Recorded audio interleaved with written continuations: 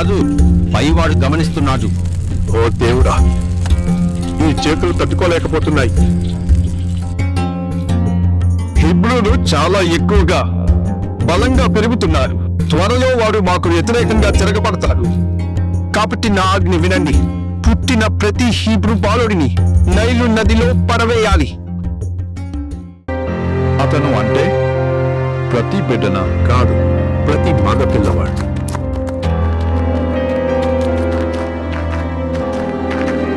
ఫరో ఆజ్ఞ ప్రకారం ప్రతి హెబ్రీ ఇంటిని శోధించండి. ఏం చేద్దాం? వాళ్ళతన్ని చంపేస్తారు. దారి కనుక్కుంటాం తప్పనిసరిగా. ఇంకా ఎవరున్నారు ఇక్కడ? ఎవ్వరూ లేరు. శాంతంగా ఉండు, శబ్దం చేయకు.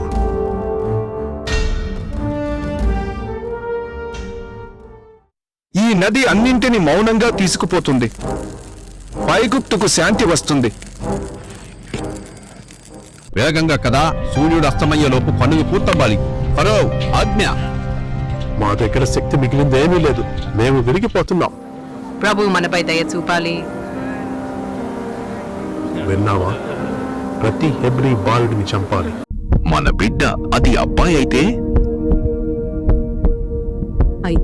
మన ప్రాణాలతో దాచాలి. నీకు ముఖం నిస్సత్తుగా ఉంది. అనారోగ్యమా? లేదే, పనితో అలసిపోయానంతే. అప్పుడల్లా వారిని ఏ శబ్దం వినిపించకూడదు. పోలీసులు ప్రతి ఇంటిని వెతుకుతున్నారు. అన్నీ వెతకండి, కరుణ లేకుండా.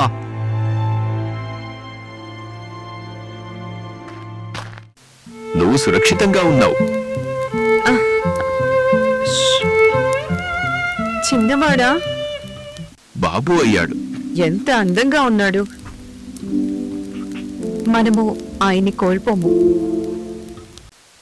అమ్మా, నేను ఆయన్ని పట్టుకోనా? నెమ్మదిగా మిరియం. ఎంత చిన్నవాడు. ఎవ్వరికి తెలియకూడదు.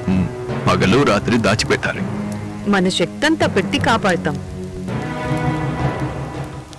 నేను చిన్నపిల్ల పిలుపు విన్నానా? నిశ్శబ్దంగా ఉండు. శ్వాస వదలవద్దు. అయ్యో, ఇప్పుడే కాదురా బిడ్డ, నిదానంగా ఉండు. మేము ఆయనను కాపాడుతాం. ప్రభువు మనకు మార్గం చూపే వరకు. మనం ఆయనను దాచాలి, ఎల్లప్పుడూ దాచాలి. ఇంతవరకు ఆయనకు భద్రత ఇస్తుంది. దేవుడు ఆయనను కాపాడగలుగుతాడు. మనము అతన్ని దాచాలి, ఎల్లప్పుడూ దాచాలి.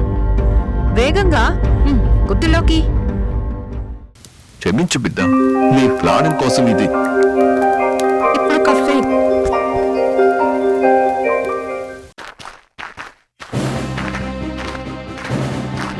తలుపు తీయండి, ప్రతి ఇల్లు వెతుకుతాము. అమ్మా, వాళ్ళు అతన్ని కనుగొంటారా? మనం మౌనంగా ఉంటే వాళ్ళు అతన్ని కనుగొనలేరు. ఇక్కడ పుట్టిన చిన్నారులు ఉన్నారా? లేదు సార్, ఇక్కడ పెద్దవారు ఉంటారు.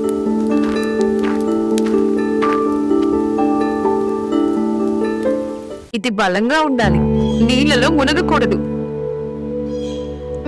అమ్మా, నువ్వెందుకు ఏడుస్తున్నావు? ప్రభువా, నేను లేనప్పటికీ అతనిని కాపాడుము.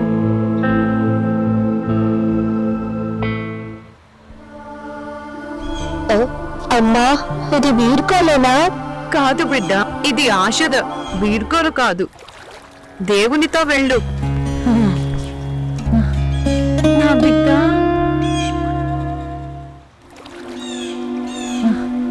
నా బిడ్డ. ఎవరు అతనిని కనుగొంటారా? అవును, ఎవరో దయగలవారు. నేను చూస్తూనే ఉంటాను. తమ్ముడా, నేను నిన్న వదలను. చూడండి, గడ్డిలో ఏముంది? ఒక బుట్ట, దాంట్లో ఏదో ఉంది. ఒక బిడ్డ, హెబ్రూ.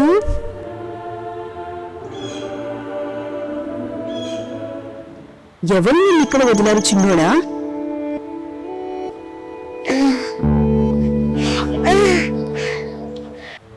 అమ్మా, ఇతను హిబ్రో పిల్లవాడు. ఫరో ఆజ్ఞ ఇచ్చాడు, ఇతనికి హాని జరగదు. అమ్మా, ఈ చిన్నారికి పాలిచ్చే ఒక స్త్రీని తీసుకువచ్చాను. నువ్వా? అవును చిన్నారి, నీకొకరిని తెలుసా? అమ్మా, త్వరగా రా, ఇతను బ్రతకబోతున్నాడు. అవునమ్మా, నా పిల్లాడిగా చూసుకుంటాను. ఈ చిన్నారికి పాలిచ్చి పెంచగలవా? నువ్వు పెరిగిన తరువాత అతను నా దగ్గరికి తీసుకురా. అతను నా కుమారుడవుతాడు. నేను అతనికి మోషే అని పేరు పెడతాను. నీవు సురక్షితంగా ఉన్నావు నా బిడ్డ, నీవు సురక్షితంగా ఉన్నావు.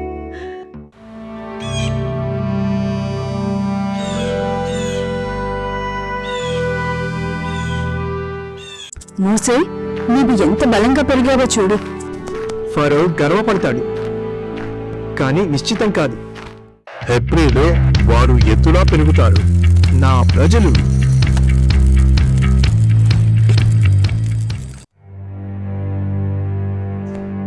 వీటి సిల్క్ కంటే వారి పంకిల బరువే నాకు ఎక్కువగా అనిపిస్తుంది. అది కాదు, అతను ఈజిప్టియన్. నేను సహాయం చేస్తాను. మరి మళ్ళీ అక్కడికి వెళ్ళావు వారిలో.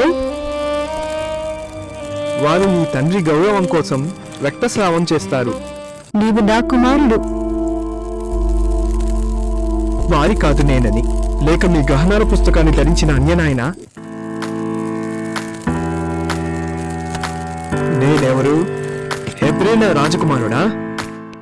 నేనెంచుకోవాల్సి ఉంటే న్యాయం ఎంచుకుంటాను.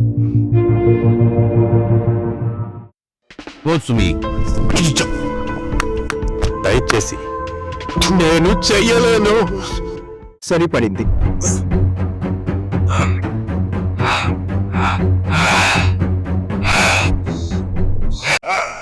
నీవు ధైర్యం చూపిస్తావా? అతను నీ సోదరుడు, నీ జంతువే కాదు.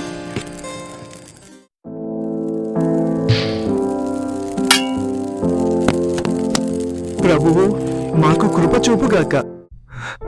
ఎవరు చూడు మాకు. దేవుడు క్షమించుగాక. నీకు మనపై అధికారం ఇచ్చిన వాడు ఎవరు? నీతో చంపిన ఈజిప్తియా? ఇది తెలిసిపోయింది. ఫరో విన్నాడే,